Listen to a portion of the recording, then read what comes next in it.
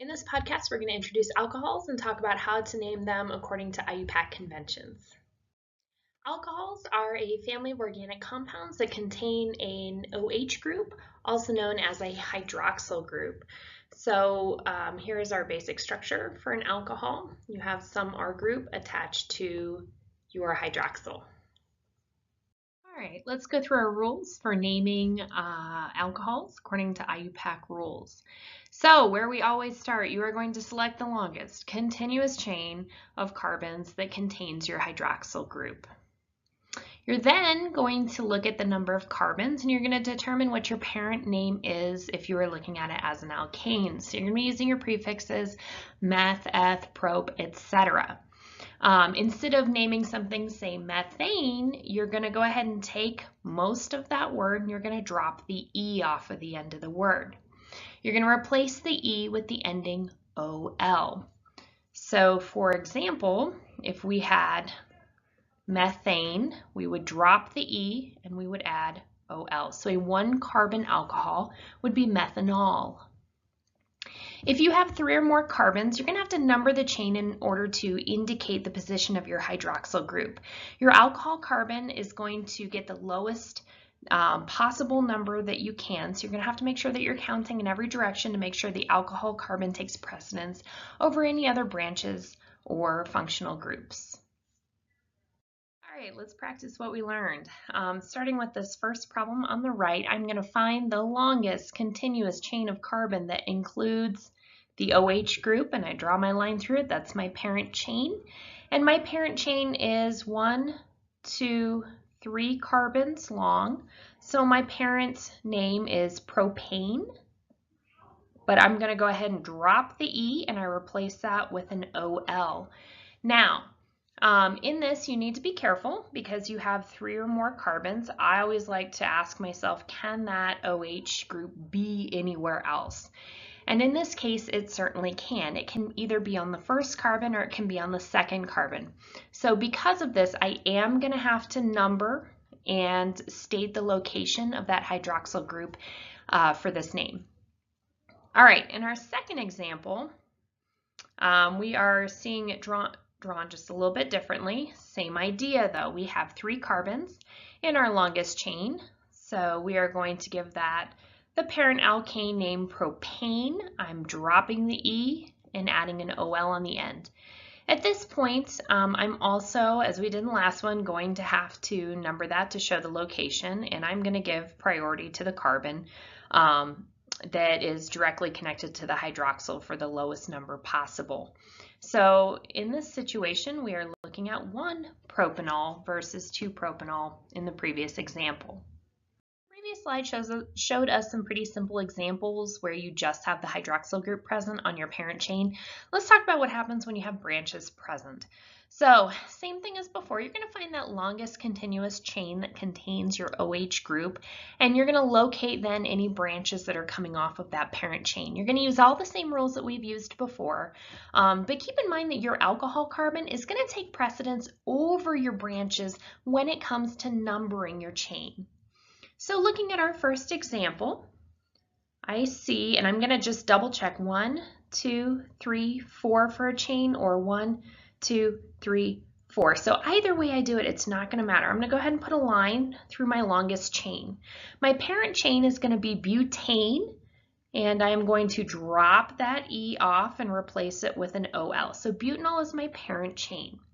Because that OH group can be either on the first carbon or the second carbon, I'm going to have to go ahead and state the position of that alcohol, of that hydroxyl group. So this is coming off of the first carbon. This is also going to dictate my numbering pattern for my branches. So I have to give that OH group the lowest carbon possible, which is 1. So we took care of our hydroxyl group. We've identified the carbon that hydroxyl group is coming off of. Now I need to deal with this branch. I have a methyl group coming off of the 3rd carbon. So this will be 3-methyl, 1-butanol. I highly encourage you to pause me for just a moment and attempt this problem on the right on your own, and then check in with me to see if you've done the problem correctly. All right. This is a beast. So First thing we're going to do is we're going to identify the longest continuous chain that has the carbon in it. So I'm going to double check myself by counting in every direction, but I see 1, 2, 3, 4, 5, 6. I could also do 1, 2, 3, 4, 5, 6, or 6 up there. So no matter what, my longest chain is going to be 6 carbons long. So I'm going to draw my line through that chain, and I'm going to talk about, or I'm going to name the parent chain. So it would be hexane. Drop that E, it becomes hexanol. I do have to label the location of that hydroxyl group because we have more than 2 carbons in this chain, so there's multiple places that it could be. Counting left to right, 1, 2, 3, or counting right to left would be 1, 2, 3, 4. So I'm going to have to go left to right because that gives the lowest possible carbon number for that OH group, and that's what takes precedence. So we took care of our OH group, we've addressed all of that. Now we have to take care of these 2 branches, these 2 methyl groups. They're both coming off of the second carbon. So I'm going to have to make this not so pretty. So it is 2,2-dimethyl 3-hexanol. So cyclics are no big deal. If you know how to do any cyclic alkane or alkene, you can do a cyclic alcohol as well. Same rules apply that we've been using. So first we're going to start by identifying the parent chain, how many carbons are in it. So I have 1, 2, 3, 4, 5, 6 carbons in this. So this would be cyclohexane, but remember we drop the E and we add an OL. So this is cyclohexanol. I do not, if I have one branch, I do not need to label the location of that hydroxyl group. It automatically gets carbon number 1 and everybody knows that. All right, for our second example, we have 2 branches present on a cyclic. So I'm going to start by giving the parent name, and I'm going to do this a little further down. We have a 5-carbon cyclic. So this would be cyclopentanol. It would be pentane, but it has an OH group. Okay, so I have to begin my numbering at this OH group. It takes precedence over any other branch. So now I have to figure out, am I going to count clockwise or counterclockwise from here to give that branch the next lowest number possible. So I will count clockwise, and that will put my methyl group in the second position. So this is 2-methyl cyclopentanol, and I don't need to say 1-cyclopentanol because in a cyclic we know we're giving precedence to the hydroxyl group. It goes without saying that it is on carbon number 1 because you get to choose where you count from. All right, this next example I caution you to be very careful on. We have a benzene ring and we have an OH group coming off of that. We would not name this as an alcohol group. We would use the common naming for this benzene. We would call this phenol. So anytime you have a benzene ring with an OH coming off, automatically gets the common name phenol. Just like alkenes can have more than 1 double bond, alcohols can also have more than 1 hydroxyl group in a single compound. So if you have a compound that have 2 hydroxy groups, we call them diols, di for 2. If we have compounds with 3 hydroxy groups, we call them triols. The naming is the same as if you had multiple double bonds in an alkene. So let's see what that looks like. I'm going to start by identifying my longest chain that contains both of my hydroxyl groups, and that is 2 carbons long. So in this case, we're going to name this ethane, and I'm not actually going to drop that last letter because we have a diol. So this is ethane diol, and that 2, the di, refers to having 2 hydroxyl groups on it. It does matter that we number the carbons and in our name identify which carbons those hydroxyl groups are coming off of. So this would be 1, 2, ethane diol. So again, these numbers are referring to the position and the location of those hydroxyl groups.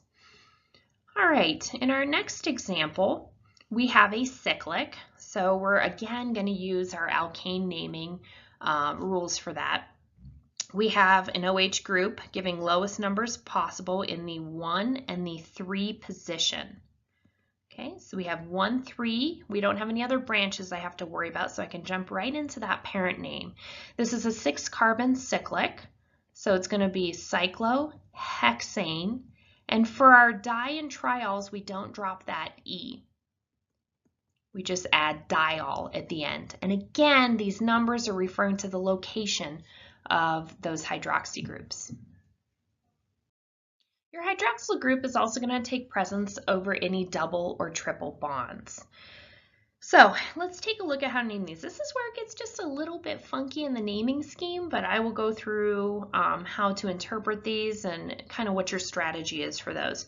So we're going to start by finding the longest continuous chain that includes both the double bond and the OH. Makes it easy, it's in a straight chain.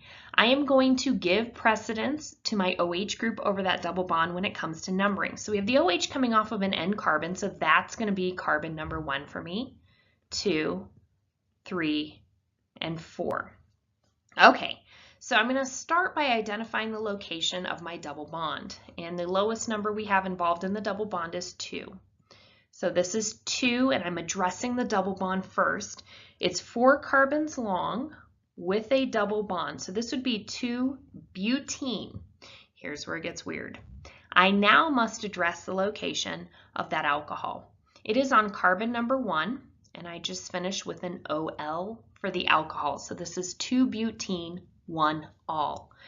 Remember that this 1 has to do with the hydroxyl location of the hydroxyl group within the butene molecule, and this 2 tells us the location of the double bond in this molecule.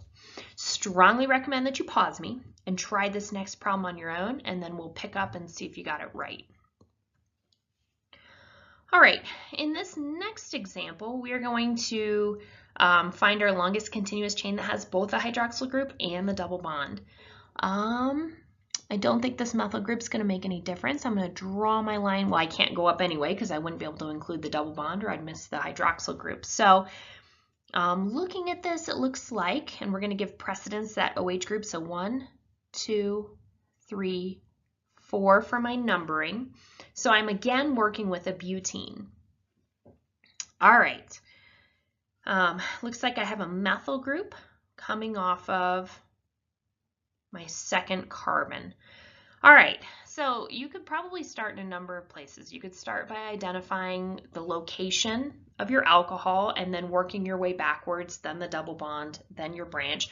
Or you can start with the branch and you can move into the double bond and into the alcohol group. So it's really just personal preference or what makes most sense to you. Always go back and double check though that you included every bit of information. I am going to start with the methyl group. So this group is going to be named first in my name. So I have a 2-methyl.